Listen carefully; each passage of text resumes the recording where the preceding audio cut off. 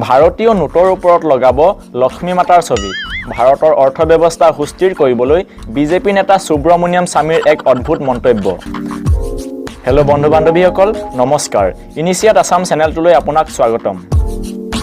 মধ্যপ্ৰদেশৰ খাণ্ডৱাত আয়োজন কৰা এক বিশেষ অনুষ্ঠানত অংশ ল'বলৈ গৈ বিজেপিৰ জ্যেষ্ঠ নেতা তথা ৰাজ্যসভাৰ সাংসদ ডক্টৰ সুব্ৰমণিয়াম স্বামীয়ে অৰ্থব্যৱস্থাক লৈ ক'লে এক অদ্ভুত কথা।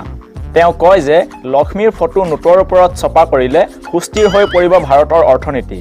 দৰাচলতে ইণ্ডোনেছিয়াত নোটৰ ওপৰত ভগৱান গণেশৰ ছবি ছপা কৰাক লৈ সংবাদদাতাসকলে প্ৰশ্ন কৰাত সুব্ৰমণিয়াম স্বামীয়ে কয় যে ময়ো কওঁ যে আমাৰ নোটৰ ওপৰত লক্ষ্মীৰ ছবি থাকিব লাগে। গণপতি বিঘ্নহৰ্তা হয়, কিন্তু দেশৰ অৰ্থব্যৱস্থা সুস্থিৰ কৰিবলৈ হ'লে লক্ষ্মী মাতাৰহে ছবি লগাব লাগে। ইয়াত কোনোৱে বেয়া পাব নালাগে। অৱশ্যে এই ক্ষেত্ৰত প্ৰধানমন্ত্ৰী নৰেন্দ্ৰ মোদীয়েহে চূড়ান্ত সিদ্ধান্ত ল'ব পাৰিব বুলি তেওঁ কয়। সুব্ৰমণিয়াম স্বামীৰ মতে হিন্দু আৰু মুছলমানৰ DNA একেই, সেইকাৰণে ইণ্ডোনেছিয়াৰ দৰে মুছলমান বসতি প্ৰধান দেশৰ নোটত ভাৰতৰ গণেশ দেৱতা থাকে। সুব্ৰমণিয়াম স্বামীৰ এই মন্তব্যই বিভিন্নজনৰ ককৰ্থনা আৰু বিদ্ৰূপৰ সন্মুখীন হৈছে।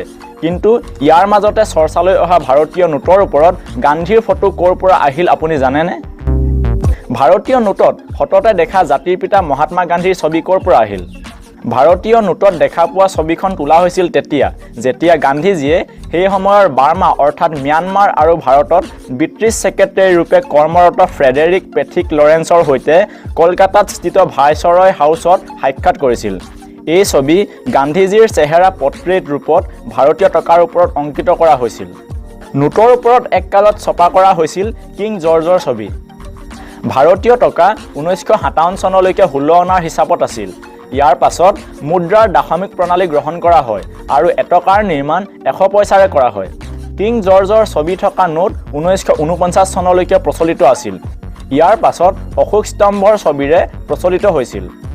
জাতিৰ পিতা মহাত্মা গান্ধী থকা কাগজৰ নোটৰ প্ৰচলন 1993 চনত আৰম্ভ হয় আৰু এয়া বৰ্তমানেও প্ৰচলিত।